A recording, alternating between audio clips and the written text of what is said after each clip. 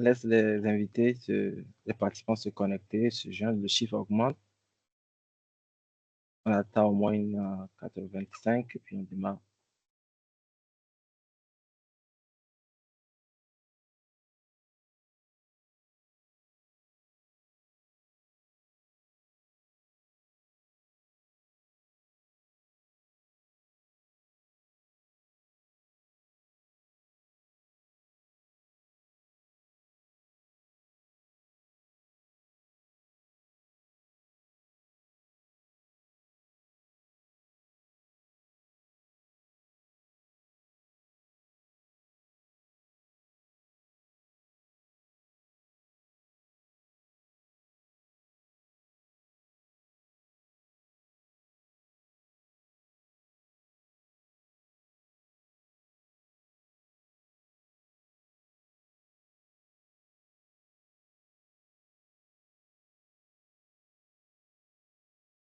Quatre.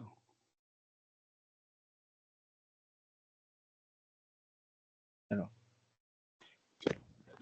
bonjour à toutes, bonjour à tous. Soyez les bienvenus à notre quatrième webinaire de la série organisée dans le cadre du programme PACO. Aujourd'hui, le thème de notre webinaire est justice climatique et inclusion sociale dans l'adaptation. Je suis très heureux d'être ici aujourd'hui pour modérer cette session et, et mettre en lumière les dimensions essentielles de l'action climatique, celles de l'équité, l'inclusion et de la justice sociale. D'après l'agenda d'aujourd'hui, nous allons premièrement écouter l'allocution de M. Tunao Kiri de la francophonie, qui sera suivi de M. Dr Abdallah de la DIZ. Et après, nous passerons la parole aux différents panélistes qui vont prendre la parole. Et après, nous passerons aux échanges. Alors, sans plus tarder, je donne la parole à M. Tunao Kiri pour son allocution. Merci beaucoup, Fidèle. J'espère qu'on m'entend. Tu confirmes que vous m'entendez, Fidèle? Oui, oui, oui. Ok, merci beaucoup. Cher M. Abdallah, représentant de la coopération allemande, mesdames et messieurs, chères participantes et chers participants, c'est avec un grand plaisir que je vous souhaite la bienvenue à ce séminaire qui est consacré à un thème qui est à la fois d'actualité et aussi essentiel: la justice climatique et l'inclusion sociale dans l'adaptation au changement climatique. Je prends cette parole au nom de Madame la secrétaire générale de l'Organisation internationale de la francophonie, qui fait des questions environnementales en général et du climat en particulier des priorités de notre organisation et de tous nos 90 États et gouvernements membres. Je tiens aussi à remercier chaleureusement et pour votre présence, qui témoigne de l'intérêt croissant que suscitent ces enjeux au sein de l'espace francophone et bien au-delà. Car nous le savons, les impacts du changement climatique ne sont ni neutres, ni équitablement répartis. Ils affectent de manière disproportionnée les populations les plus vulnérables, que sont les communautés rurales, les femmes, les jeunes, ainsi que bien nombre de groupes marginalisés. Cette réalité nous interpelle collectivement et nous oblige à repenser nos approches d'adaptation. Car au-delà des solutions techniques, l'adaptation au changement climatique est aussi complexe et surtout est une question de justice, d'équité et de droits humains. C'est dans cette perspective que s'inscrit le webinaire d'aujourd'hui, organisé dans le cadre de l'action de renforcement des capacités et de la collaboration des pays francophones sur l'adaptation au changement climatique et l'accès au financement que met en œuvre l'Institut de la francophonie pour le développement durable. Cette initiative bénéficie de l'appui du programme régional PACO, financé par le ministère fédéral allemand de l'Environnement, du Climat, de la protection de la nature et de la sûreté nucléaire, dans le cadre de l'initiative internationale pour le climat exécutée par la GIZ. Je saisis d'ailleurs l'occasion pour adresser à la coopération allemande tous nos remerciements au nom de la secrétaire générale de l'OIF, Mme Louise Michike-Wabo, pour cet important et inestimable appui. À travers cette session, Nous souhaitons créer un espace de dialogue ouvert et constructif autour de plusieurs questions fondamentales comme comment intégrer concrètement les principes de justice climatique dans les politiques publiques, comment s'assurer que les mécanismes de financement atteignent réellement les populations les plus vulnérables, ou encore comment renforcer la participation inclusive des acteurs locaux, de la société civile et des communautés dans les processus d'adaptation. Nous aurons le privilège d'écouter aujourd'hui des intervenants et des intervenantes de grande qualité qui partageront leurs expériences, leurs analyses et des initiatives concrètes issues du terrain. Je suis convaincu que les échanges qui suivront permettront non seulement d'enrichir nos réflexions, mais aussi de faire émerger des pistes d'action concrètes adaptées aux réalités de nos territoires. Enfin, permettez-moi de souligner que la promotion de la justice climatique et de l'inclusion sociale constitue un levier essentiel pour renforcer la résilience de nos sociétés, mais également pour consolider la cohésion sociale et le développement durable dans l'espace francophone. C'est sur cet espoir que je vous souhaite à toutes et à tous d'excellents travaux et de fructueux échanges. Je vous remercie de votre aimable attention. Merci beaucoup, Monsieur Tunao, pour cette intervention et merci d'avoir posé les bases de nos échanges. À présent, je veux passer la parole à Dr. Abdallah Bagli de la GIZ pour son allocution. Merci, Monsieur Anamdi. Vous me recevez parfaitement, mais je dois parler Oui, un peu plus fort. nous recevons Très bien. parfaitement. Très bien, parfait. Alors, Excellences, Mesdames et Messieurs, les représentants des institutions partenaires, chers panélistes, Mesdames et Messieurs les participants, bonjour, voire bonsoir à toutes et à tous. C'est avec une grande joie et un profond sentiment de responsabilité que je vous accueille aujourd'hui à ce webinaire organisé dans le cadre du programme PACO. PACO fait référence à la mise en œuvre des priorités régionales, nationales d'adaptation en Afrique centrale et de l'Ouest. C'est un programme, comme mentionné tout à l'heure par le grand monsieur Tnaou Kiri, c'est un programme mis en œuvre par la GIZ avec le soutien du ministère fédéral allemand de l'Environnement, BMUKN, dans le cadre de l'initiative internationale pour le climat, ICI, en étroite collaboration avec l'Institut de la francophonie pour le développement durable, l'IFDD, dont nous saluons aussi leur contribution et leur soutien. Le changement climatique actuellement ne touche pas tout le monde de la même manière. Ces impacts amplifient les inégalités existantes et frappent toujours plus durement celles et ceux qui disposent du moins de ressources pour y faire face, notamment les femmes, les jeunes et les populations rurales et les communautés marginalisées, malheureusement. C'est pourquoi la justice climatique et l'inclusion sociale ne sont pas des options. Elles constituent le cœur même d'une adaptation efficace et durable. À travers le programme PACO, nous accompagnons 4 pays principalement, mais qui ont un impact beaucoup plus large. Les pays sont le Bénin, la Côte d'Ivoire, le Sénégal et la République du Congo, afin de renforcer la résilience des ménages vulnérables, des communautés et des petites entreprises en plaçant l'équité, le genre, l'inclusion au centre des actions d'adaptation. Aujourd'hui, avec l'appui des experts panélistes, nous allons explorer ensemble explorer et voir comment faire de l'adaptation un véritable levier de justice sociale. Nous allons aborder comment intégrer les voies des plus marginalisées dans la planification, comment concevoir des solutions qui réduisent plutôt qu'elles n'aggravent les inégalités et comment transformer les défis climatiques en opportunités pour la société, pour une société plus juste et plus résiliente. Je ne vais pas trop m'étaler sur ce détail parce que c'est un sujet qui m'intrigue beaucoup, que j'aime m'inspirer dedans.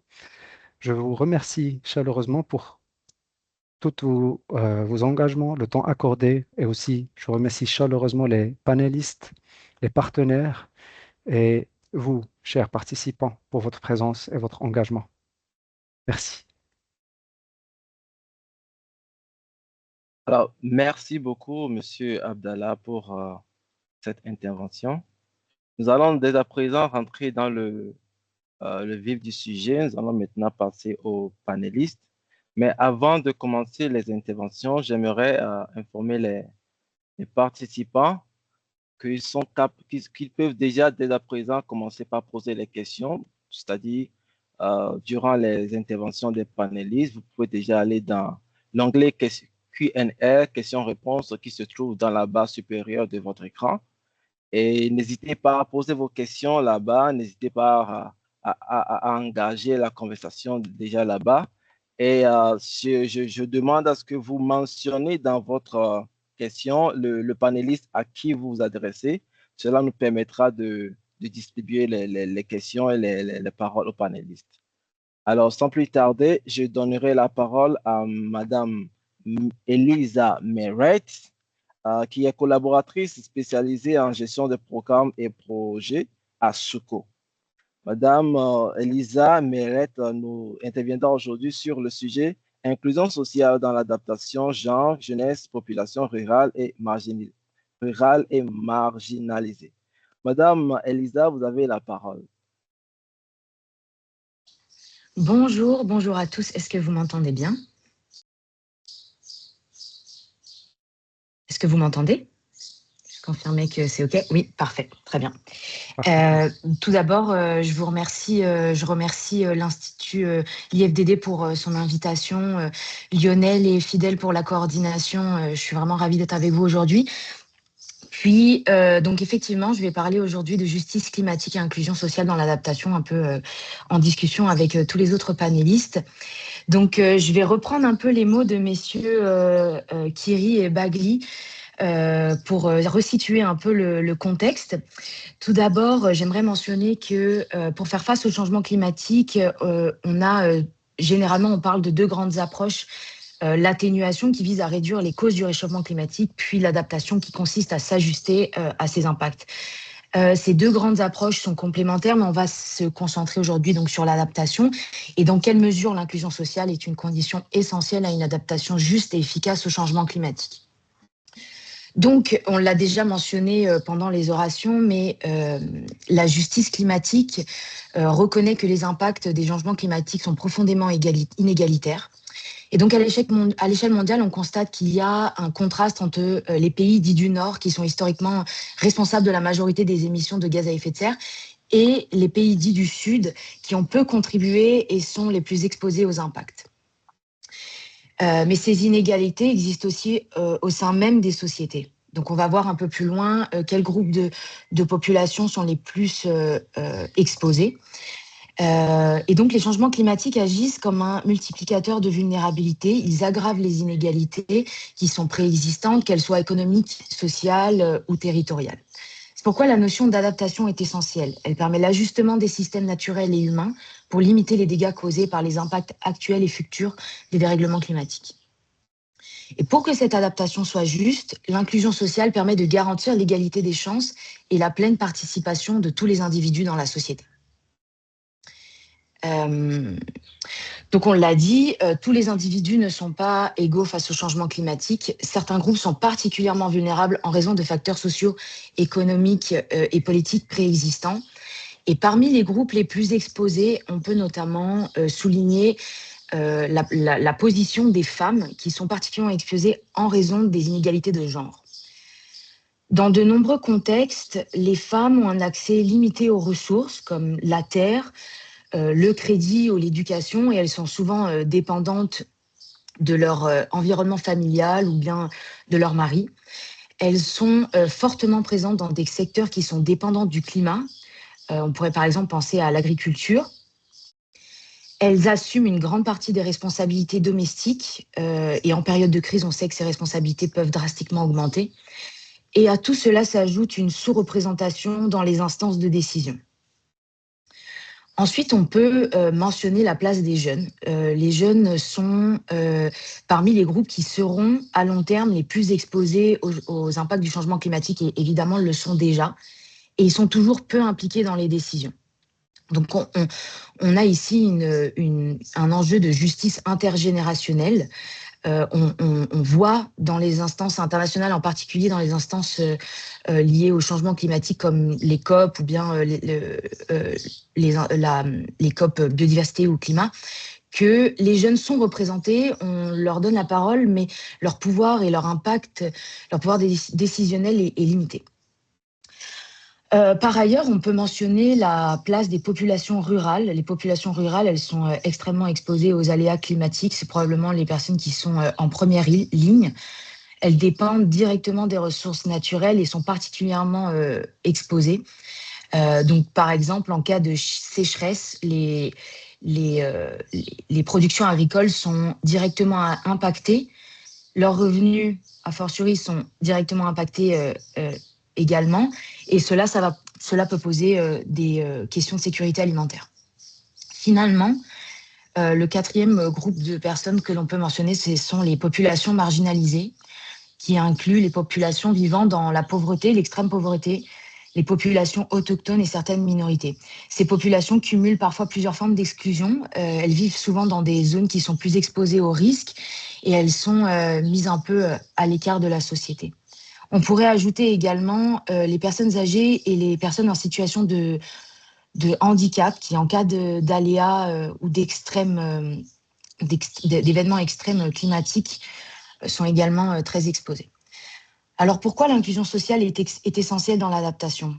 Face à ces inégalités, les politiques d'adaptation ne peuvent pas être uniquement techniques. Elles doivent être également socialement inclusives. Pour cela, on a 3 leviers. Le premier, c'est la participation des communautés. Les populations concernées doivent être impliquées dans la conception et la mise en œuvre des projets, et c'est essentiel. Ça permet de bien prendre en compte leurs besoins réels, de prendre en considération les savoirs locaux, en particulier les savoirs locaux des communautés autochtones, et ainsi de mettre en œuvre et de monter des politiques d'adaptation qui soient efficaces. Ensuite, le renforcement des capacités, c'est-à-dire l'accès à la connaissance et au recours aux ressources économiques. Donc cela passe par l'accès à des ressources économiques, au financement climatique qui reste aujourd'hui très inégal, à l'inclusion institutionnelle, la participation des populations les plus vulnérables au changement climatique, elle est essentielle, et l'accès à l'information climatique. L'information, ça permet de mieux se préparer, donc c'est évidemment très important.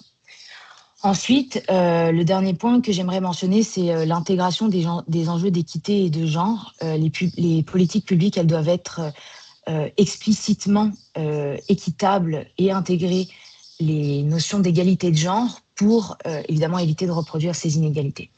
L'ensemble de ces mesures, elles permettent plusieurs choses. D'une part, de mieux cibler les besoins des populations vulnérables, de garantir une répartition plus équitable des bénéfices et des financements, et de renforcer l'appropriation locale des actions. Tout cela, in fine, permet d'éviter le risque principal qui est la maladaptation.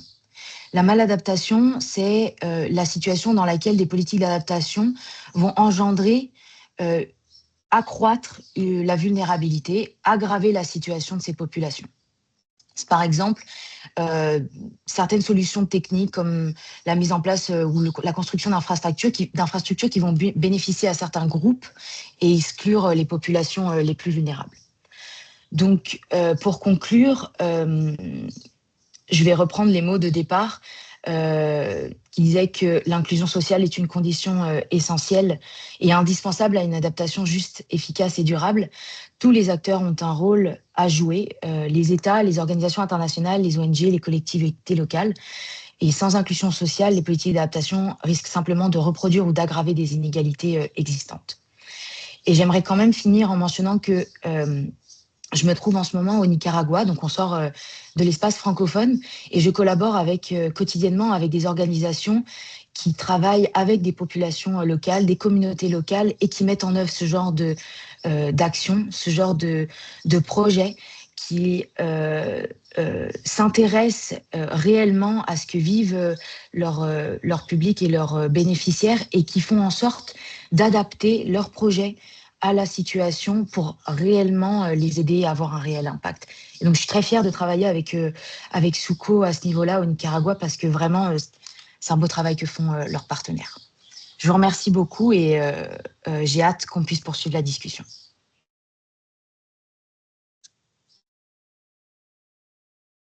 Merci beaucoup, Madame Elisa Meret, pour cette intervention. Je vois déjà des questions dans l'onglet Q&R. Donc, préparez-vous à répondre aux questions sur les thématiques abordées. Sans plus tarder, nous allons passer au prochain panéliste, à la prochaine panéliste, s'il vous plaît, qui est Madame Sokna Dieka, qui est directrice du Hub francophone Natural Justice. Madame Sokna, vous avez la parole.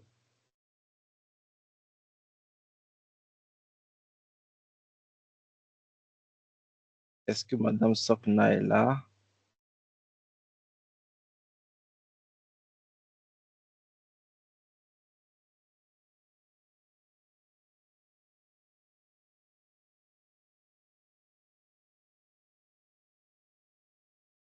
Madame Sokna, vous pouvez activer votre micro.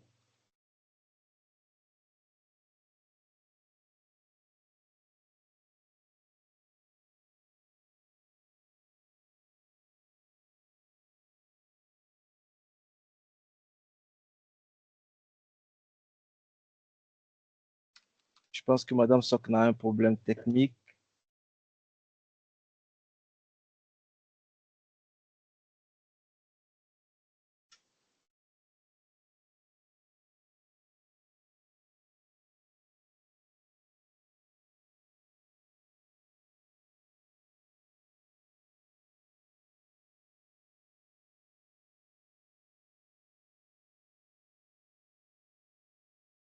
Nous attendons à Madame Sokna de se connecter. Elle est quand même connectée, mais juste que son micro ne marche pas. OK. En attendant, Madame Sokna, nous pouvons avancer avec Monsieur Bakary Keita. Monsieur Bakary Keita qui va aborder le même sujet que Madame Sokna. C'est le sujet justice climatique et droits humains, principes, enjeux et intégration dans les politiques publiques. Alors, nous passons à la présentation de Monsieur Bakary Keita. Monsieur Bakary Keita, vous avez la parole. Vous pouvez activer votre micro et votre caméra.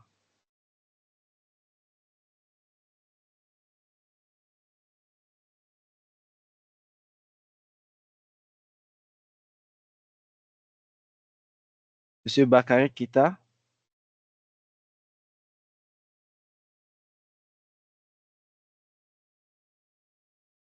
Allô, Monsieur Bakary Keita, est-ce que vous nous entendez? Est-ce que vous arrivez à nous recevoir?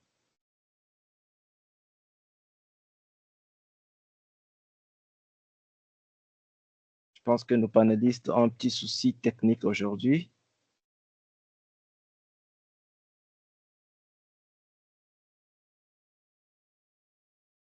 En attendant que M. Bakary Keita nous prenne la parole, nous avons reçu déjà quelques questions pour Madame Elisa. Nous pouvons déjà aller sur les questions de Madame Elisa. Alors, Madame Elisa, si vous nous recevez, vous avez déjà une première question. En quoi les impacts climatiques actuels, sécheresse, inondations, aggravent-ils les inégalités sociales de genre et territoriales existantes? Je peux répéter la question. La question est celle-ci. En quoi est-ce que les impacts climatiques actuels, c'est-à-dire la sécheresse, les inondations, aggravent-ils les inégalités sociales de genre et territoriales existantes? Oui, mais merci beaucoup pour la question. C'est vraiment très intéressant. Et c'est important de mentionner que d'un point de vue social, les populations les plus pauvres sont les populations qui ont aussi le moins de ressources pour s'adapter. Donc, si elles sont plus touchées par les aléas climatiques nécessairement, avec moins de ressources, elles ont plus de difficultés à s'adapter et ça engendre un accroissement de leur inégalité. Concernant le genre, c'est aussi les responsabilités initiales qui incombent aux femmes. Souvent, les femmes, elles sont responsables de l'eau ou de l'alimentation. Ça peut être des productifs agricoles pour la communauté, par exemple. Et donc, en cas de pénurie, en cas de sécheresse, elles vont avoir moins accès aux ressources. Par exemple, dans le cas de la récolte de l'eau, avec les sécheresses et le manque d'eau, souvent, les femmes ont plus de distance à parcourir, donc ça peut mettre leur sécurité en péril. C'est évidemment plus difficile, plus de distance à parcourir, donc ça les met dans une situation encore plus vulnérable. Et finalement, concernant le territoire, certaines régions sont plus exposées aux aléas climatiques, elles sont moins protégées. Et donc, ça accentue l'écart avec les zones qui sont favorisées et qui ont accès à de meilleures ressources ou alors qui sont moins touchées. Donc, tous ces éléments qu'on vient de mentionner, en cas d'aléa, évidemment qu'il y a un aggravement des inégalités existantes. Ok, merci beaucoup, Madame Meret. Je poursuis avec une autre question. Elle est celle-ci. Est-ce que ces inégalités se ressentent de la même manière dans les pays du Nord comme dans les pays du Sud? Je pense que non. Ces inégalités se ressentent pas de la même manière, en particulier en fait quand il s'agit des aléas climatiques, parce que dans les pays dits du Sud, les événements peuvent être bien plus forts et les inégalités bien plus grandes. Donc, je pense qu'il y a des disparités, mais je pense que ce serait aussi une question qui serait à creuser. Ok, ça serait une question qui serait à creuser, hein. Peut-être que ça fera l'objet de nos prochains webinaires, qui sait, hein. Et puis, on se fera le plaisir de vous inviter encore, Madame Elisa, sur ce sujet, si jamais nous organisons un webinaire qui touche la même thématique. Alors, il y a Avec plusieurs plaisir. questions qui arrivent.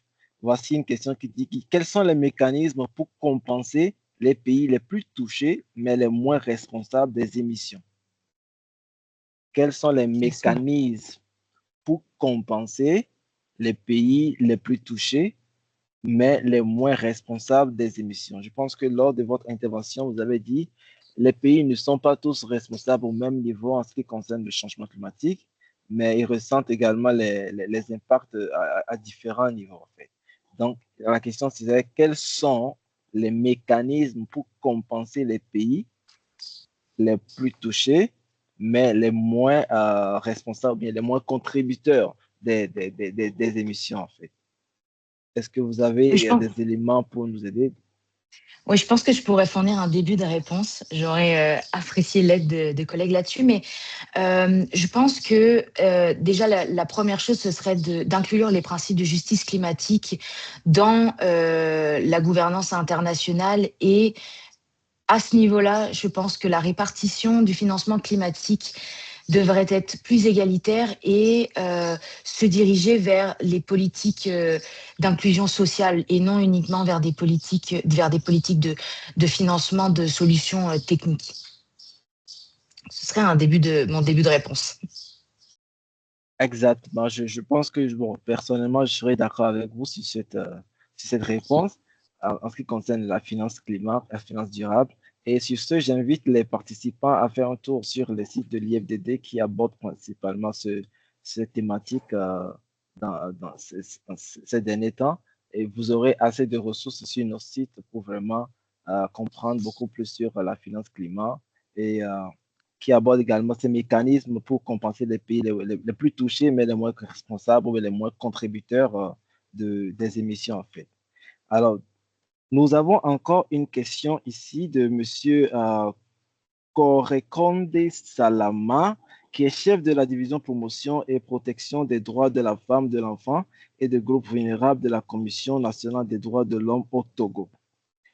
Merci, M. Salama, pour la question. La question, elle est celle-ci. Est-il possible de partager avec nous les bonnes pratiques en matière d'intégration du genre dans les mesures d'adaptation, surtout dans un contexte africain? Je peux essayer de reprendre la question. Sûrement, la question porte sur les bonnes pratiques hein, d'inclusion. Il dit, est-il possible de partager avec nous les bonnes pratiques en matière d'intégration du genre dans les mesures d'adaptation, surtout dans un contexte africain? Je pense que la question est un peu orientée africain, mais bon, je pense que la réponse pourrait être aussi générale, comme si possible. Ouais, alors moi je me trouve en ce moment en Amérique centrale, au Nicaragua, donc mes connaissances sont plus sur ce territoire-là, mais je pense qu'il y a des choses qui sont transposables. Puis la première chose qui me vient à l'esprit, c'est la participation active, l'inclusion réelle. Les partenaires avec qui je collabore, leur approche, c'est d'être au plus près de leur communauté, c'est d'être à l'écoute de leurs besoins, de s'adapter aussi à leur réalité et pas uniquement d'arriver avec des solutions toutes faites. Donc ils font vraiment le lien entre les bailleurs de fonds et les communautés locales pour être capables finalement de s'adapter aux attentes des deux parties. Puis les femmes des communautés locales, elles ont un réel pouvoir de décision. Elles sont réunies en assemblée, elles échangent, elles ont des leaders qui les représentent. Et ça permet à nos partenaires de vraiment comprendre leurs besoins et d'être en mesure de ensuite adapter leur projet. Je pense que ça, c'est quelque chose qui serait transposable sur le continent africain, mais sous réserve de confirmation. Merci quand même, Elisa. Je pense que je suis d'accord avec vous que c'est transposable quand même dans le contexte africain. Je peux dire que les approches peuvent être pareilles dans les pays du Sud en général, en fait. Alors, nous poursuivons avec les autres questions. La question, c'est, pouvez-vous partager un exemple concret où une approche inclusive a permis d'améliorer significativement les résultats d'un projet d'adaptation? Je reprends. Pouvez-vous partager un exemple concret où une approche inclusive a permis d'améliorer significativement les résultats d'un projet d'adaptation?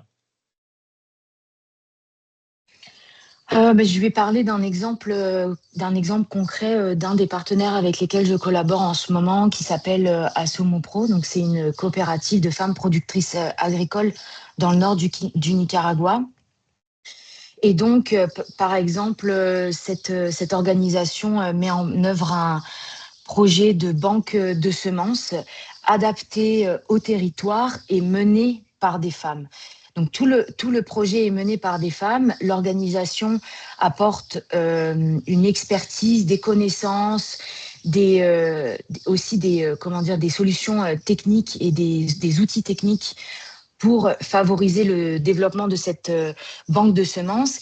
Et grâce à toutes ces actions qui sont menées, donc le renforcement des capacités, à travers le renforcement des connaissances et les outils techniques, plus il y a quand même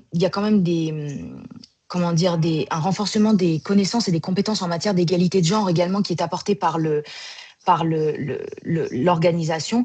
Tout ça, ça permet aux femmes de développer leur commerce et puis aussi de développer la production de leurs semences au bénéfice de toute la communauté. Donc, c'est un bénéfice pour les femmes qui, petit à petit, prennent le pouvoir sur la production des semences, puis il y a un bénéfice également pour leur famille avec des revenus qui sont augmentés et un bénéfice pour toute la communauté parce que ces banques de semences, elles bénéficient à l'ensemble de la communauté, elles permettent de nourrir plusieurs personnes et également d'apporter des revenus. Merci Madame Elisa, pour ces réponses qui permettent de comprendre. Jusque-là, nous n'avons toujours pas pu faire, comment on appelle ça, pas pu intégrer les autres panélistes, M. Bakary Keïta et Madame Sokna, qui devraient normalement se joindre jusque-là. M. Bakary Keïta était là s'était connecté, mais toujours avec un problème technique. Son micro ne s'activait pas, sa caméra non plus. Donc, nous sommes en train d'essayer de le reconnecter encore. Nous sommes en train de le reconnecter encore pour qu'il puisse se joindre à nous. Donc, nous allons quand même patienter durant quelques minutes et permettre à notre panéliste, Madame Elisa, de prendre quelques verres d'eau. Bakary Keïta, Monsieur Bakary Keïta. C'est la réalité de la technologie, hein. Des fois, c'est...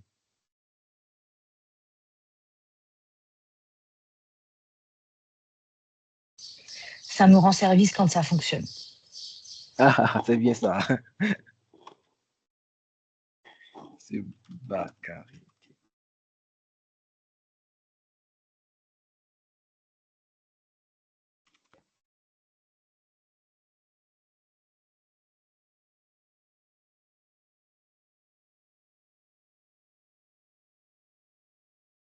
Passons toujours quelques minutes.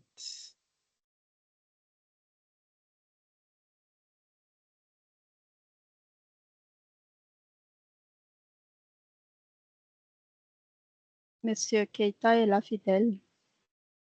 Monsieur Keïta est là. Ah, merci. Monsieur Keïta, est-ce que vous pouvez activer votre micro? Activez votre micro. Est-ce que vous arrivez à nous recevoir? Écrivez dans les conversations si vous nous recevez.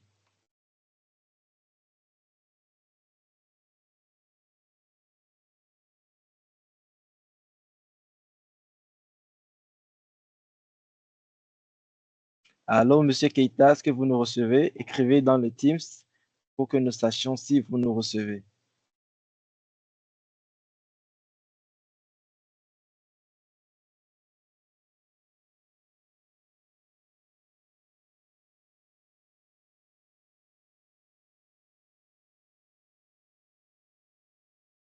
Allô, Monsieur Keïta? Il y a de la technologie, hein.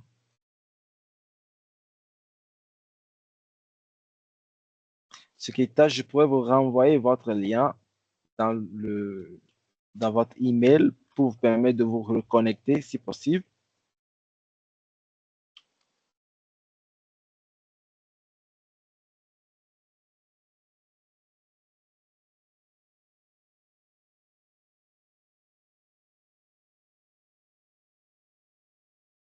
Monsieur Keïta, laissez-nous un message dans les commentaires.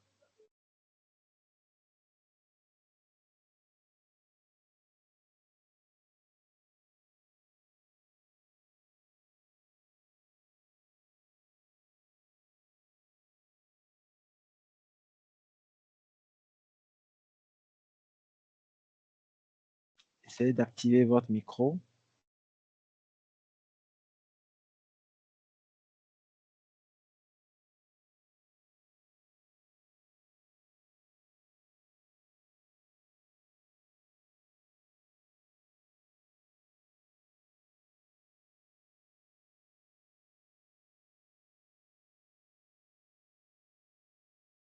Nous avons Monsieur Keïta connecté.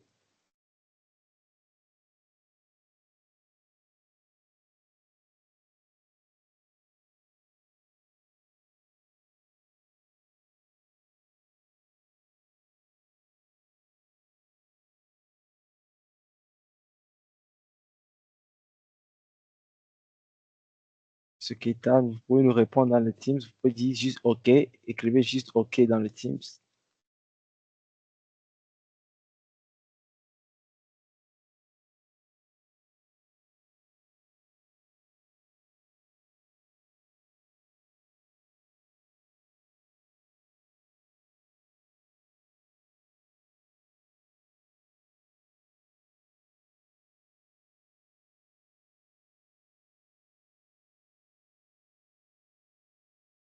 En attendant, poursuivant le processus de connexion de Monsieur Keïta, j'ai toujours quelques questions pour vous, Madame Meyret.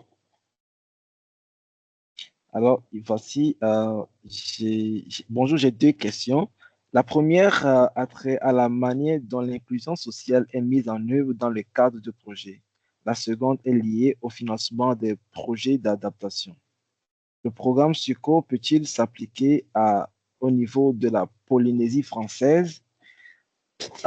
J'essaie de reprendre la question pour mieux la comprendre également, moi aussi.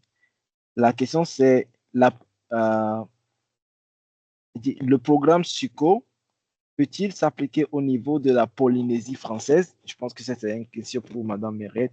Est-ce que le programme SUCO est applicable au niveau de la Polynésie française? Je pense que le participant serait d'origine de la Polynésie française sûrement.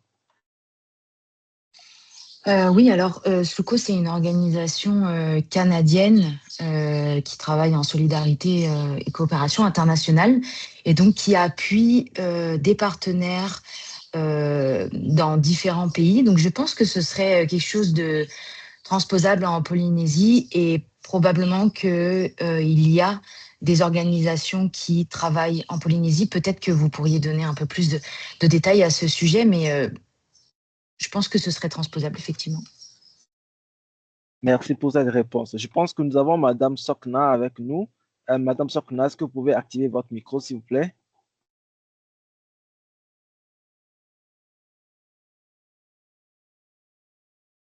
Madame Sokna, si vous pouvez. Désolée, j'ai eu des soucis pour me connecter. Je suis vraiment désolée. Il n'y a pas de souci, Madame Sokna. Merci de vous connecter. Nous allons passer directement à votre présentation. Voilà, je vous présente encore. Madame Sokna est directrice du Hub francophone Natural Justice et elle va nous entretenir aujourd'hui sur le sujet justice climatique et droits humains, principes, enjeux et intégration dans les politiques publiques. Madame Sokna, vous avez la parole.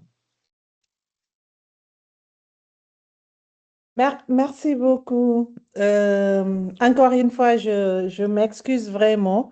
J'ai depuis hier des soucis avec mon Teams et je gérais ça avec notre IT qui est basé en Afrique du Sud. D'ailleurs, j'ai même du mal à accéder sur mon compte. Heureusement que, heureusement que on a pu régler ça. Merci beaucoup, Fidèle, et merci à l'IFDD et surtout au programme PACO de nous avoir associés à cette réflexion. Je pense que c'est une réflexion et nous voulons partager un peu notre expérience relativement à la justice climatique. Mais d'emblée, permettez-moi juste de présenter un peu en une minute Natural Justice, qui est une organisation panafricaine dont le siège est basé en Afrique du Sud, avec 3 bureaux régionaux, un bureau régional en Afrique du Sud pour gérer la partie australe, un bureau en Afrique de l'Est basé à Nairobi pour gérer la partie de la Corne de l'Afrique, la partie Est, et le bureau que je dirige qui est basé à Dakar et qui polarise à la fois les pays francophones d'Afrique et aussi l'Afrique de l'Ouest. Donc, c'est ça, Natural Justice.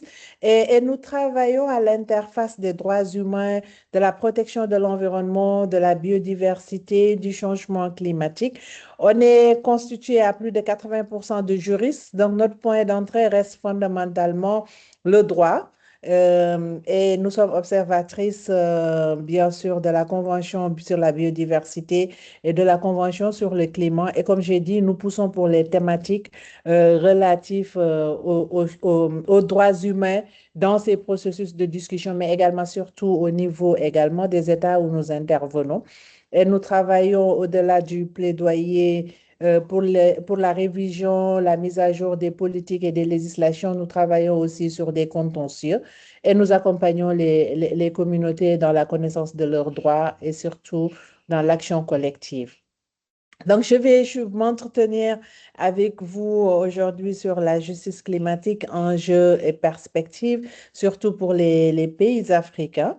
Je vais survoler très rapidement l'introduction. Après, on va essayer de partager un peu qu'est-ce que ça devrait être la justice climatique, les grands principes, entre autres choses. Donc, en guise d'introduction, je suppose que mes prédécesseurs sont largement revenus sur ça.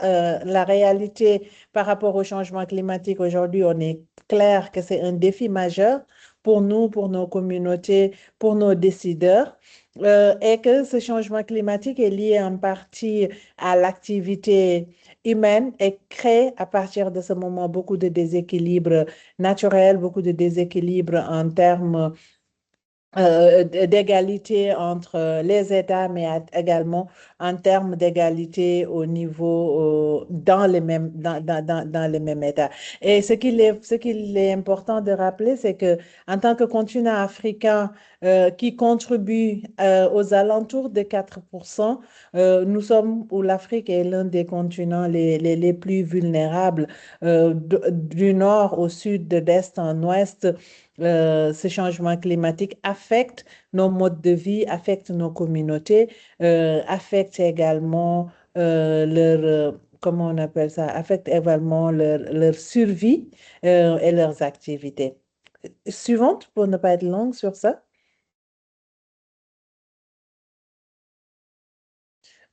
Donc, ce que je disais tout à l'heure, c'est qu'elle se manifeste sous différentes formes, elle est multiforme, raréfaction des ressources en eau, érosion côtière, augmentation du niveau de la mer, inondation, sécheresse, déplacement pour certains, dans certaines localités.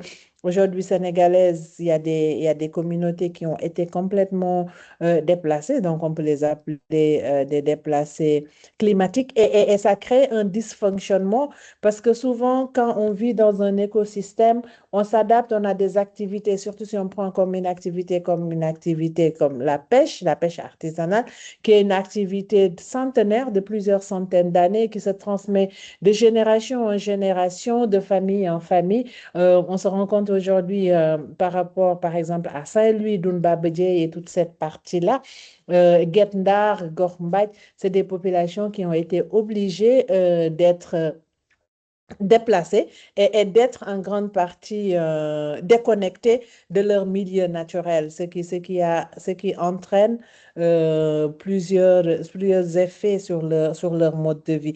Et c'est là où on se pose la question, comment aujourd'hui on devrait bien sûr transformer le changement climatique en un levier de justice sociale et de protection des droits fondamentaux. Je pense que une chose est de constater le changement climatique en tant que phénomène, en tant que problème. Une autre également est de le reconnaître comme élément perturbateur, violateur des droits fondamentaux.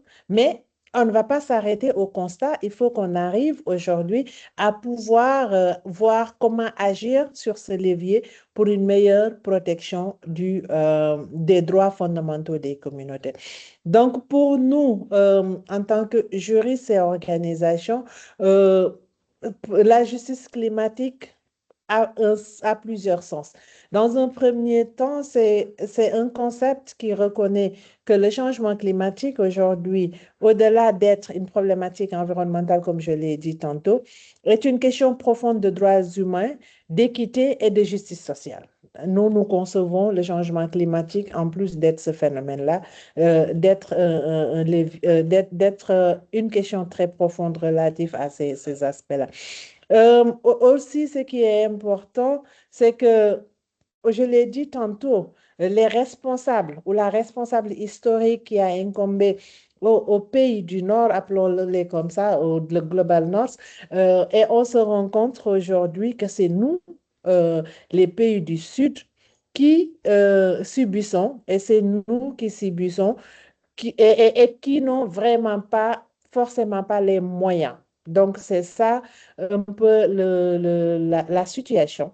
Et à partir de ce moment, il faut voir la justice climatique sous plusieurs piliers, dont les plus importants pour nous, en tout cas dans l'approche que nous développons, sont triples. Il y a la dimension qui est dans un premier temps distributive et ça renvoie un peu à la répartition équitable des charges et bénéfices de l'action climatique entre les populations. Cela concerne, on a beaucoup parlé, par exemple, du protocole de Kyoto de transfert de technologie, ce qui reste encore un grand challenge, je pense, de l'accord de Paris aujourd'hui, mais également des négociations climatiques.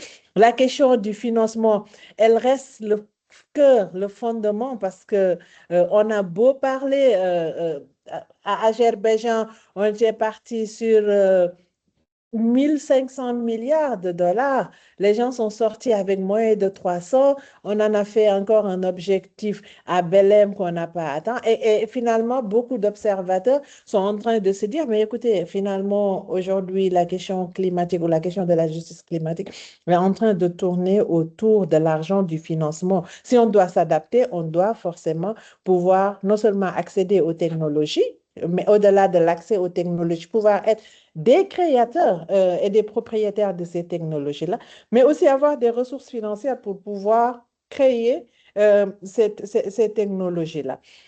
Il y a également une autre dimension procédurale qui est fondamentalement liée à la participation des communautés, à la participation des États aux décisions climatiques, accès à l'information, à la justice, entre autres éléments. Donc ça, c'est vraiment un point qui est très important.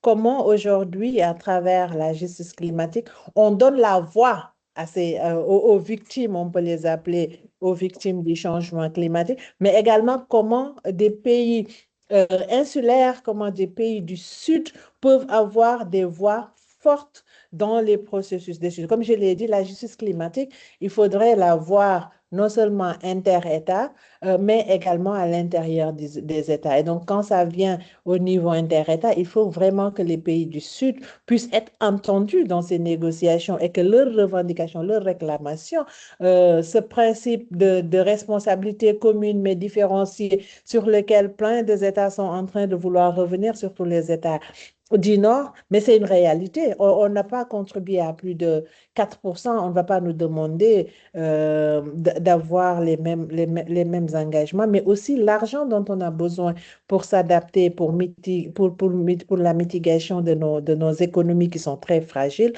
doit être disponible. Et le dernier élément, je l'ai dit tout à l'heure, je l'ai brossé en parlant, c'est la dimension réparatrice, parce qu'il faut que ceux qui sont à l'origine de ce que nous vivons aujourd'hui puissent réparer. C'est un principe très simple quand vous l'appliquez au droit civil, c'est la responsabilité et l'engagement de la responsabilité et la réparation de la responsabilité.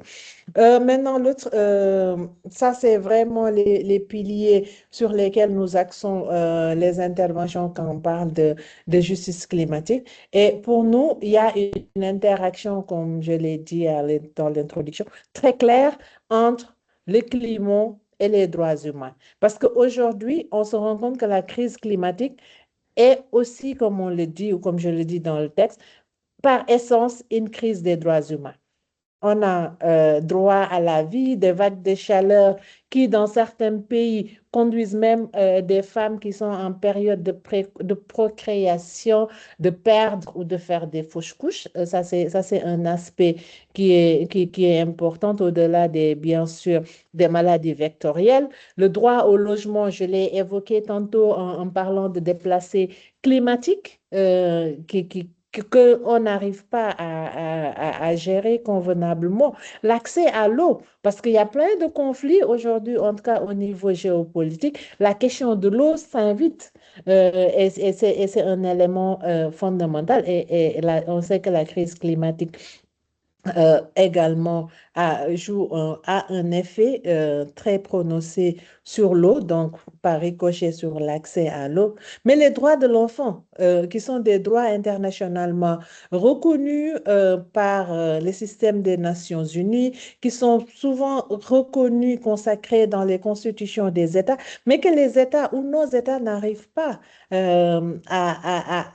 à octroyer parce que simplement, si on doit déplacer une famille, ça veut dire que l'enfant qui était à l'école est obligé de quitter. S'il y a des inondations, souvent dans nos contrées, on utilise les écoles comme abri, ce qui retarde les rentrées, mais également l'autre chose qui est fondamentalement peut-être un impact sur les enfants, mais les filles, quand on a ces crises, climatique-là, on observe également que les jeunes filles ne restent pas suffisamment à l'école, leurs parents leur demandent de revenir à la maison pour aider les mamans dans la recherche de bois de cuisson, dans la aussi dans la recherche d'eau, entre autres choses, ce qui les sort du système éducatif formel et ce qui viole fondamentalement leurs droits.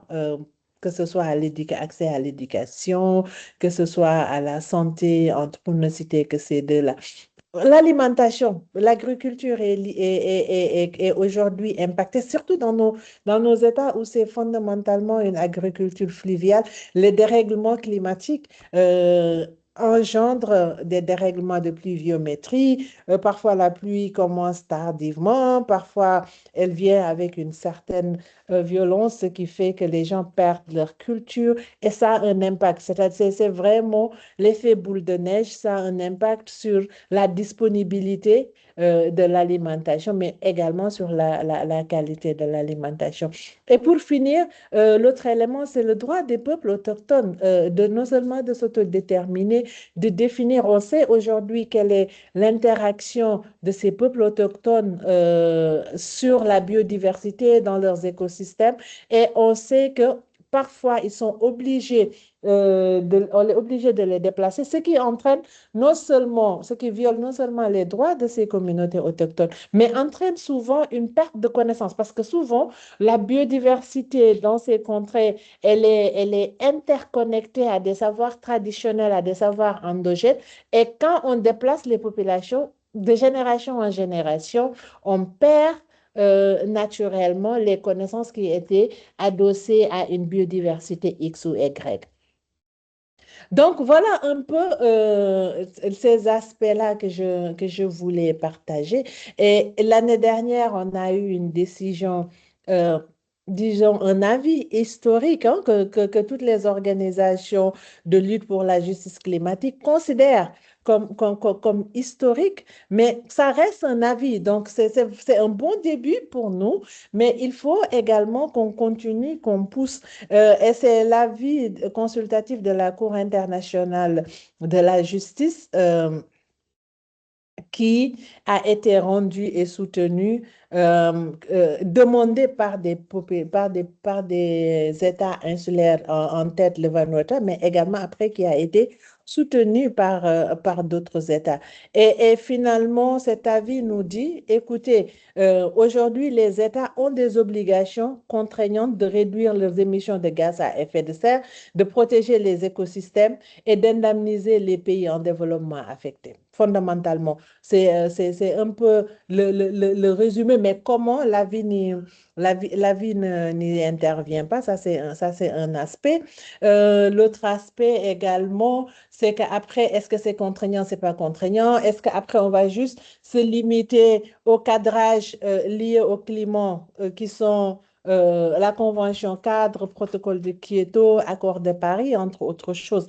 Donc, c'est là où nous en sommes. C'est vraiment un milestone pour nous, mais il reste à voir et les engagements ou le rapport de Total de cette année remet en cause, en tout cas devrait nous pousser à nous poser des questions parce que dans ce rapport-là, Total est en train de nous dire, ben, écoutez, mes objectifs de 2030 deviennent beaucoup plus, je cite Total comme un exemple, deviennent beaucoup plus un souhait que je voudrais et moins qu'une obligation que je devrais. Et donc, c'est là vraiment où on attend les États dans la mise en œuvre. Et ce qui devrait pouvoir nous permettre, c'est d'avoir des contentieux stratégiques engagés à la fois la responsabilité des entreprises, mais aussi la responsabilité des États, souvent parfois pour inaction, pour complicité, entre autres choses.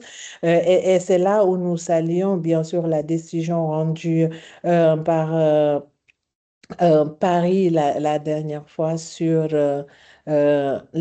comment on appelle ça?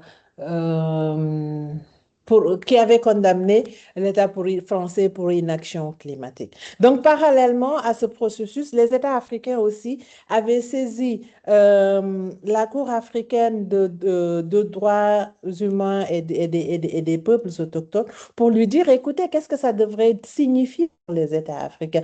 Et cette demande de Natural Justice est partie prenante et a été l'idée par un réseau d'organisations qui est le PALU, qui est vraiment de Pan-African Lawyers Union. Et on a travaillé pour non seulement faire une pétition, mais aussi mettre en lumière aujourd'hui les impacts disproportionnels et le devoir et les obligations de vigilance et de due diligence que les États africains devraient. Parce que, comme vous le savez, l'Afrique représente aujourd'hui un intérêt particulier pour deux choses ou pour trois éléments. Un, c'est les énergies fossiles. On a énormément de ressources et surtout les orientations semblent tourner vers le offshore, mais également on est en train d'aller dans l'extraction ou l'utilisation des terres rares, ce qui mérite quand même une attention particulière et qu'on puisse engager la responsabilité des États africains par rapport au climat. L'autre élément également qui est important quand on parle de justice climatique dans ce contexte-là, c'est de pouvoir également travailler un peu sur les défenseurs environnementaux. On a des défenseurs environnementaux à travers le monde, mais c'est des personnes qui sont persécutées, qui sont parfois arrêtées de manière arbitraire. Et au niveau africain, c'est encore pire parce que on les considère, ou parfois les grandes multinationales ou certains États les considèrent comme des empêcheurs de développement. Et à partir de ce moment, ils ou elles font face à énormément de violations de leurs droits. Donc, cette demande d'avis consultatif devrait nous permettre, nous attendons toujours l'avis, devrait nous permettre non seulement à fixer de manière beaucoup plus précise les obligations des États, mais surtout comment ces États-là veulent faire face à la ruée vers le continent africain, comment les droits fondamentaux des populations sur la terre, sur la biodiversité, va être prise en compte dans un contexte de changement climatique. Allez-y. Suivant. Voilà. Et le dernier, peut-être le dernier slide sur lequel je voudrais m'entretenir avec vous, c'est voir aujourd'hui comment on arrive à intégrer tous ces droits fondamentaux dans les politiques publiques. Donc, vous avez tout ce qui est cadre normatif, tout ce qui est participation inclusive, mais aussi surtout tout ce qui est accès à la justice. Vous savez, c'est beau d'avoir des principes, c'est beau d'avoir de bonnes réglementations. Si cette réglementation ou ces principes ne sont pas effectivement appliqués, ça reste des vœux pieux, comme on dit en droit. Et pour qu'on puisse arriver à cette effectivité, il faut non seulement que les populations, les communautés puissent connaître leurs droits, savoir que les États leur doivent un certain nombre de protections, un certain nombre de règlements, mais également pouvoir l'exercer. Et quand on parle de cet exercice, bien sûr, on se réfère aux juges et il est important aujourd'hui que ces tribunaux, que ces juridictions qui devront faire face à ces contentieux, qui vont forcément se développer crescendo, on ne le souhaite pas, mais c'est ça la réalité, que ces tribunaux, ces juges puissent être dans des positions, dans des postures de pouvoir dire le droit au bénéfice, bien sûr, de la nation ou au bénéfice des communautés pour laquelle il est rendu. C'est beau, voilà. Voilà un peu ce que je voulais partager avec vous ce matin. Et encore une fois, je m'excuse parce que j'ai eu vraiment des difficultés à me connecter. Merci beaucoup. Je vous rends la parole, Fidèle. Merci, Madame Sakna, pour cette intervention. Elle a été un peu longue, mais elle a été aussi beaucoup de détails. Nous avons beaucoup appris en ce qui concerne la justice climatique. Euh, Nous avons toujours la difficulté de onboarder, d'intégrer M. Keita vu à son problème technique. Alors, nous allons directement passer aux questions-réponses. Je vous dis, nous avons eu beaucoup de questions pour vous, Madame Keita, et Madame Sokna et puis Madame Miret. Alors, je commence les questions. La première question est adressée à Madame Sokna. Madame Sokna, est-ce que vous êtes avec nous? Oui, je suis là. Exactement. La première question vous est adressée. Elle dit, l'intégration de la justice climatique dans les politiques publiques suppose des outils de suivi adaptés. Quels indicateurs spécifiques préconisez-vous pour évaluer le degré d'équité et d'inclusivité des mesures d'adaptation mises en œuvre et comment assurer la redevabilité des États vis-à-vis des communautés affectées lorsque ces indicateurs révèlent des lacunes ou des inégalités persistantes? Si vous voulez, je peux la reprendre. La question, elle est celle-ci. Oui, je pense qu'il y a plein de questions dans la question, mais on va essayer de répondre très rapidement. Ok, allez-y. Bon, je pense que ce qui est important peut-être de rappeler, c'est qu'aujourd'hui, quand même, que le système des Nations Unies, particulièrement la Convention sur le climat, travaille sur des indicateurs. Des indicateurs et que aussi l'autre élément qui importe, les indicateurs au niveau des États et qu'on arrive à domestiquer un peu ces indicateurs et à mettre du contenu dans ces indicateurs. Je pense que ça, c'est déjà un pas qu'il faut saluer, mais qu'il faut aussi suivre avec beaucoup d'attention. Ça, c'est un élément. L'autre chose également, c'est qu'aujourd'hui, fondamentalement, les gens sont d'accord de l'intégration ou de la prise en compte des droits humains dans ce processus climatique, que ce soit dans l'adaptation ou que ce soit aussi dans la mitigation. Donc, pour moi, il y a un aspect qui est important, c'est d'arriver à domestiquer ces indicateurs-là macro auxquels les gens sont tombés d'accord et de voir quels sont les indicateurs qui se réfèrent vraiment à la prise en compte des droits des communautés. Ça, c'est un élément. L'autre chose qui est important, je pense, l'exercice du droit suppose la connaissance de la règle de droit. Et c'est là où c'est important. Et je vais linker peut-être la question sur la redevabilité, la protection des communautés. C'est qu'il faut qu'on arrive à avoir une masse critique de population qui connaissent les fondamentaux de leurs droits. Non seulement qui connaissent les fondamentaux de leurs droits, mais qui puissent aussi avoir des leviers d'action.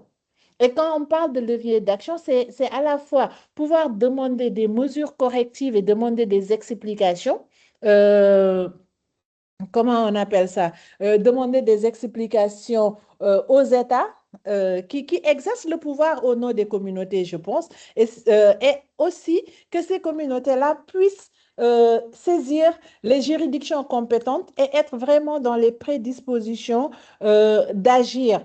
Et à partir de ce moment, nous, en tant que Natural Justice, ce que nous faisons dans ce process-là de redevabilité, de protection des communautés, c'est ce que nous appelons aujourd'hui l'autonomisation juridique. C'est quelque chose qui est relativement récent dans les pays francophones, mais qui est très profond dans les pays anglo-saxons pour pouvoir permettre de résorber un peu les gaps de la justice. Et ça renvoie, l'autonomisation juridique renvoie à trois aspects. Ça s'assoit sur trois piliers. Il y a le pilier de la connaissance de la règle de droit, comme je l'ai dit. Donc, ça dépend fortement du transfert de connaissances, du renforcement de capacité des communautés, entre autres, et par plusieurs procédés. Ça peut être des renforcements de capacité directs, ça peut être la mise à disposition de personnes parajuristes, comme on les appelle, ou comme nous, on les appelle des Community Environment Legal Officers, ça peut être. Et une fois que les gens connaissent le droit, c'est qu'elles puissent utiliser ce droit. Et je le disais tantôt, utiliser le droit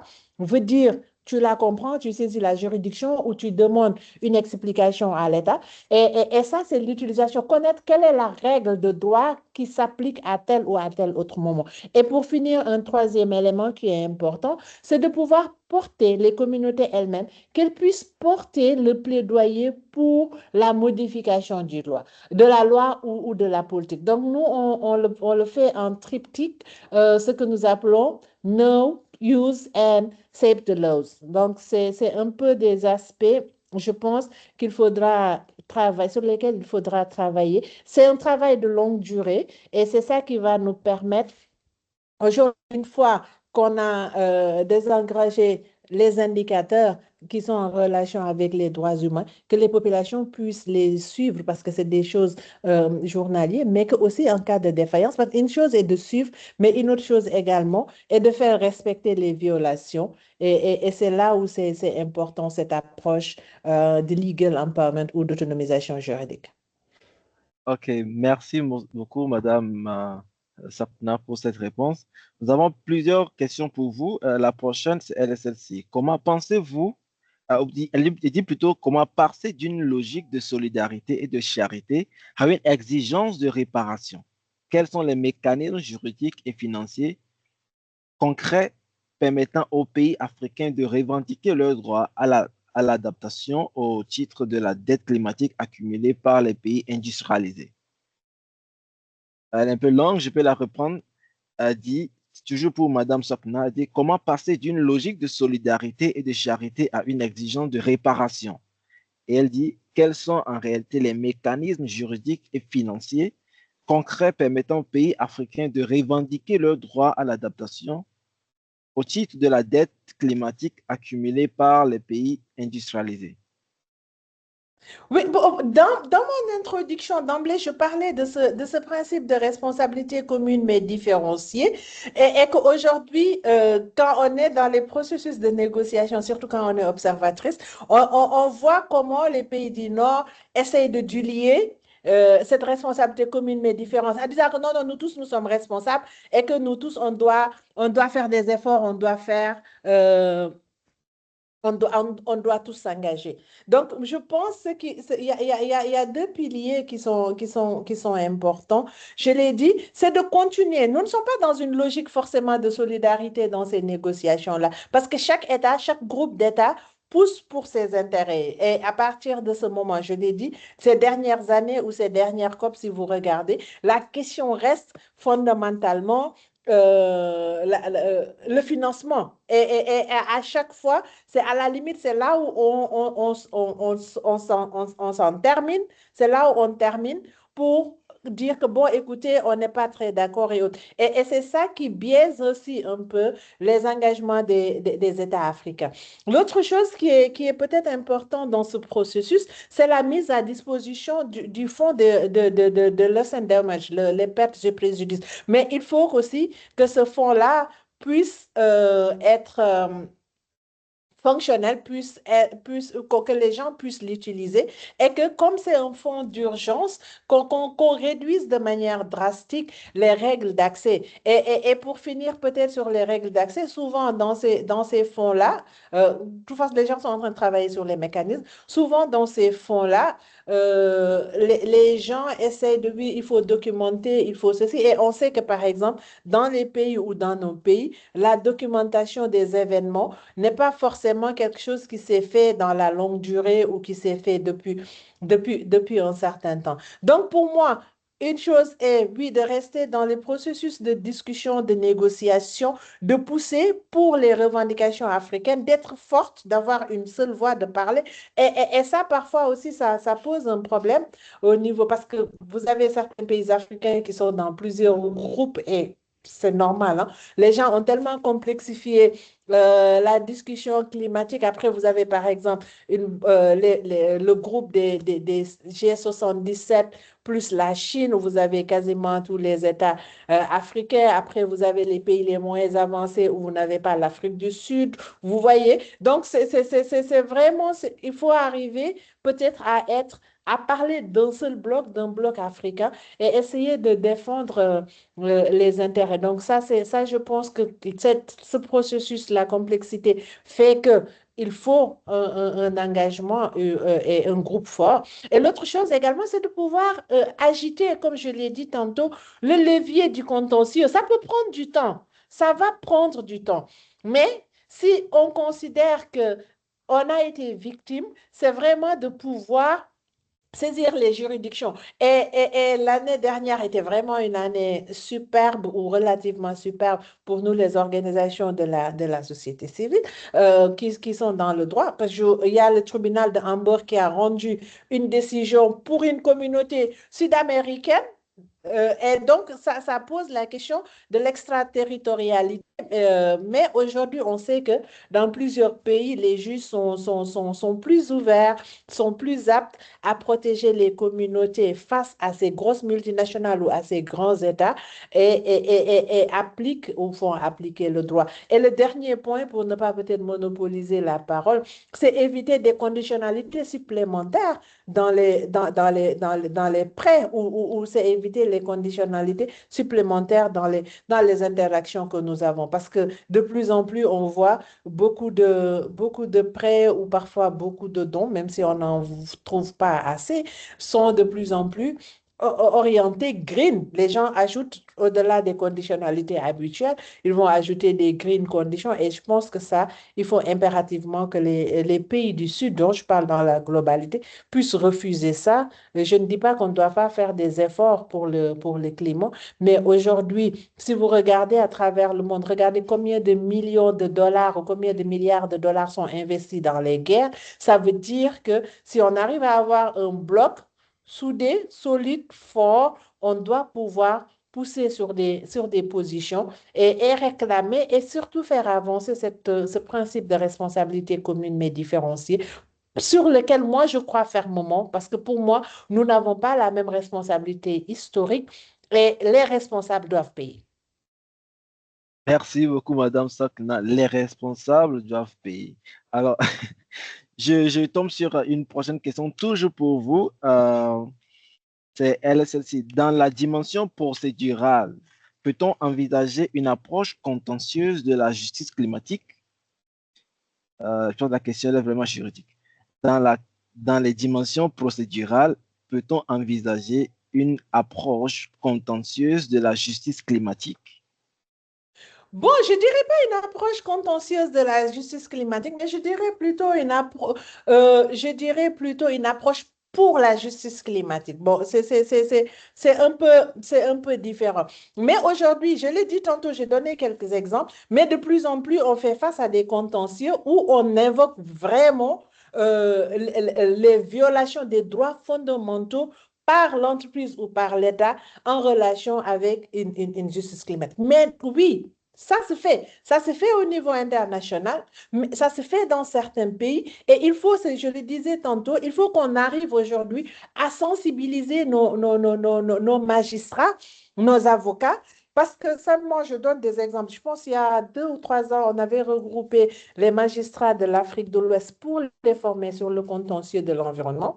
On s'est rendu compte qu'il y avait énormément de décisions qui ont été rendues, qui ont un fort impact ou une forte connotation environnementale, mais pour lesquels les juges se sont basés sur les procédures pénales ou se sont basés sur les procédures civiles pour dire qu'ils sont plus regardés d'autres avec des œillères parce que peut-être ils ne comprennent pas la technicité du droit de l'environnement ou peut-être ils ne sont pas familiers. Et je pense que c'est aussi un levier sur lequel il faudra agir pour que ces magistrats, ces juges, ces avocats même puissent faire des argumentaires sur la base de la justice climatique et que des décisions rendues soient aussi ou puissent avoir une coloration de justice climatique. Parce qu'aujourd'hui, On est en contentieux, par exemple, avec Shell en Afrique du Sud depuis 2 ans, 3 ans maintenant.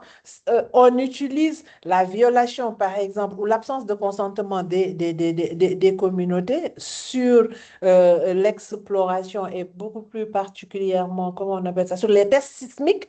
On avance ça, mais ça aura un gain climatique parce que si Shell n'intervient, si Shell n'exploite pas ou n'avance pas dans ses procès, dans son process, ça veut dire qu'il y aura moins de pollution au niveau de l'Afrique du Sud, etc., etc. Donc, c'est des arguments que nous utilisons de plus en plus dans nos contentieux. Merci beaucoup, Madame Sopna, pour cette réponse. Nous revenons à Madame Elisa avec cette question. Elle dit, comment faites-vous pour mesurer le niveau d'inclusion sociale dans les mesures d'adaptation dans le contexte d'un projet ou bien d'un programme? En fait. Je pense qu'il veut parler des indicateurs pour mesurer le niveau de, comment on appelle ça, d'inclusion sociale dans un programme ou bien dans un projet spécifique.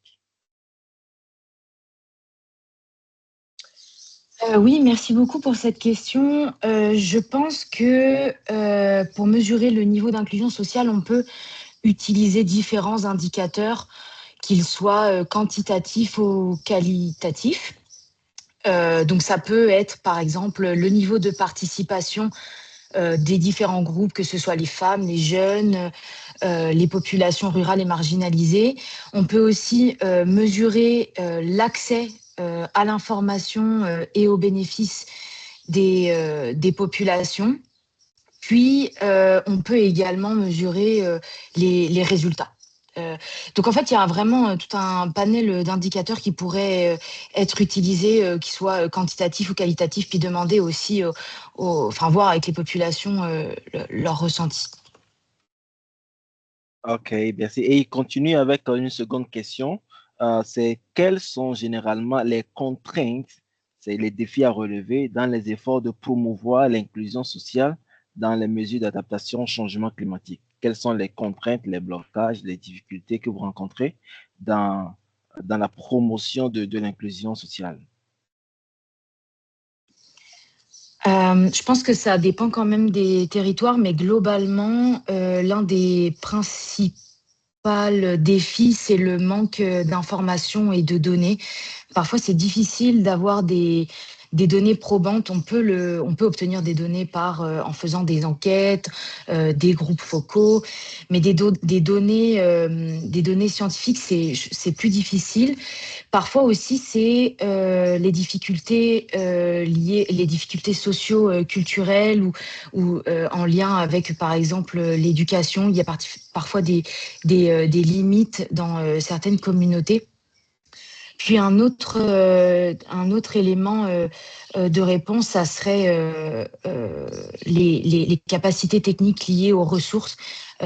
Aujourd'hui, le financement de la coopération internationale, il ne va pas dans le sens, comment dire, le plus positif. Ça va être, je pense, de plus en plus difficile. Enfin, en tout cas, on le voit avec les différentes décisions qui ont été prises par différents États. Donc, les capacités financières pour aller recueillir des données et se rapprocher des communautés, ça va être de plus en plus difficile. Ok, merci beaucoup, Madame Meret, pour cette réponse. Nous arrivons presque à la fin de notre session d'aujourd'hui, mais avant de clôturer, nous allons demander à nos deux intervenantes de quand même nous faire une petite synthèse de 2 à 3 points qu'il ne faudra pas oublier à la sortie de cette session. Et nous allons commencer par Madame Elisa qui a déjà la parole. Donc, Madame Elisa, vous avez la parole.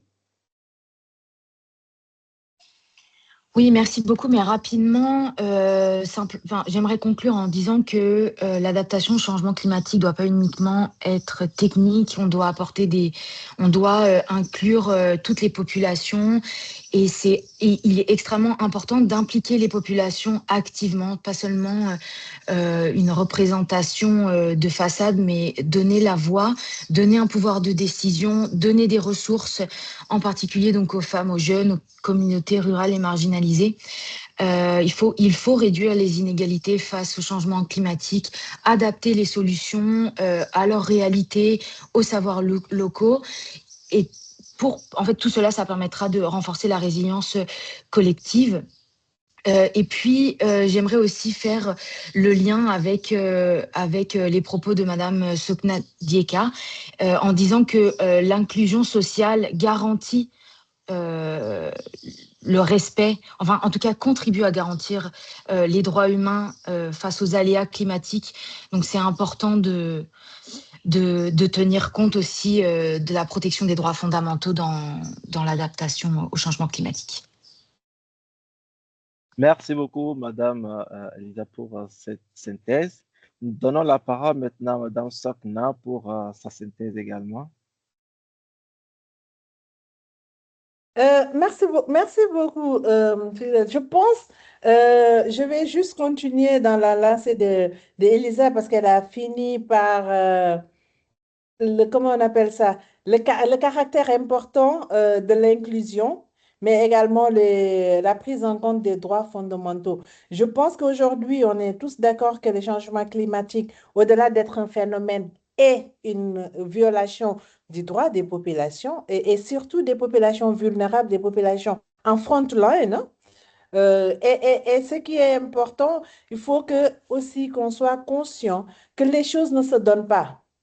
Que aujourd'hui, il y a une question qui parlait de volontarisme, de solidarité, mais les communautés auront ou verront leurs droits respectés si et seulement si dans un premier temps, elles connaissent ce droit, mais revendiquent ce droit. Parce que le droit, il faut le revendiquer. Il faut le revendiquer et pousser le juge à interpréter la règle de droit. Et quand le juge interprète la règle de droit, surtout du point de vue climatique, on se rendra compte que peut-être il y a certains principes même qu'on a consacrés et qui ne s'adaptent pas. Qui ne s'adaptent pas aux réalités, qui ne s'adaptent pas aux besoins et qu'il faudra revoir. Donc, pour moi, c'est vraiment important d'utiliser le droit comme levier de réduction des inégalités nord-sud, mais également des inégalités internes, parce que parfois on a tendance à oublier, je prends souvent l'exemple peut-être du Sénégal, il y a une forte inégalité entre les populations de Dakar, ceux qui sont à l'intérieur, les populations des zones côtières et ceux qui sont dans l'interland, et pourtant c'est tous des populations sénégalaises. Donc, il faut vraiment qu'on arrive aussi à régler et à travailler sur ces inégalités-là en utilisant le droit et finir sur l'intégration et la prise en compte des générations futures. Parce qu'aujourd'hui, tous les actes que nous posons, nous devons les poser avec les femmes et les jeunes. Madame Elisa l'a dit tantôt, mais également nous devons les poser dans la perspective de pouvoir protéger les générations futures.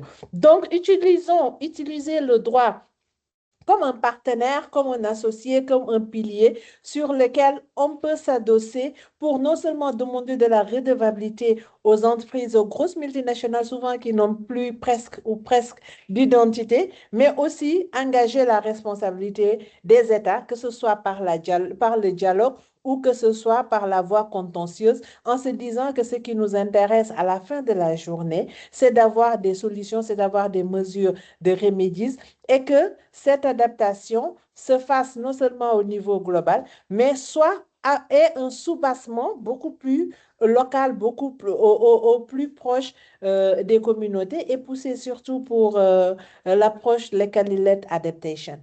Je vous remercie. Merci beaucoup, Madame Sokna. Utiliser le droit comme un associé, comme un pilier. Nous retenons cela. Et avant de clôturer la session d'aujourd'hui, nous souhaitons vous rappeler que l'ensemble des webinaires précédents de cette série est disponible en ligne sur la plateforme YouTube de Objectif 2030 de l'IFDD. Et vous pouvez trouver tous les enregistrements passés et cet enregistrement également sera téléversé dans quelques heures. Et également, vous pouvez retrouver sur le site de la francophonie, le site de l'IFDD, l'Institut de la francophonie pour le développement durable, les résumés des sessions et aussi les supports de présentation. Nous avons reçu beaucoup de questions dans les Q&A en ce qui concerne s'ils peuvent avoir accès à ces supports. Alors, rendez-vous sur le site de l'IFDD, vous aurez les supports dans les jours à venir. Alors, permettez-moi également de vous annoncer le webinaire prochain qui aura lieu le 28 mai et qui sera sur la thématique santé publique et adaptation aux impacts climatiques. Les inscriptions seront disponibles, possibles déjà à partir de la semaine prochaine au plus tard, mais peut-être même demain. Et suivez le lien qui est en dessous, toujours sur la plateforme ePavillon. Et nous espérons que vous allez vous inscrire massivement afin que nous puissions continuer à apprendre sur les sujets, sur le thème de changement climatique. Alors, mesdames et messieurs, nous arrivons à la fin de ce webinaire. Je tiens à remercier chaleureusement l'ensemble de nos intervenants et vous, les participants également, de la qualité de leur contribution, ainsi que toutes et tous vous, les participants également. Nous espérons que ces échanges vous auront permis de mieux comprendre les enjeux de la justice climatique, de l'inclusion sociale, et qu'ils contribueront à renforcer vos actions sur le terrain. Je vous souhaite une excellente fin de journée. Merci. Bye bye. Merci Fidèle, au beaucoup. revoir et au plaisir. Bonne journée. Merci, au revoir. Merci à vous, Madame Elisa. Au revoir.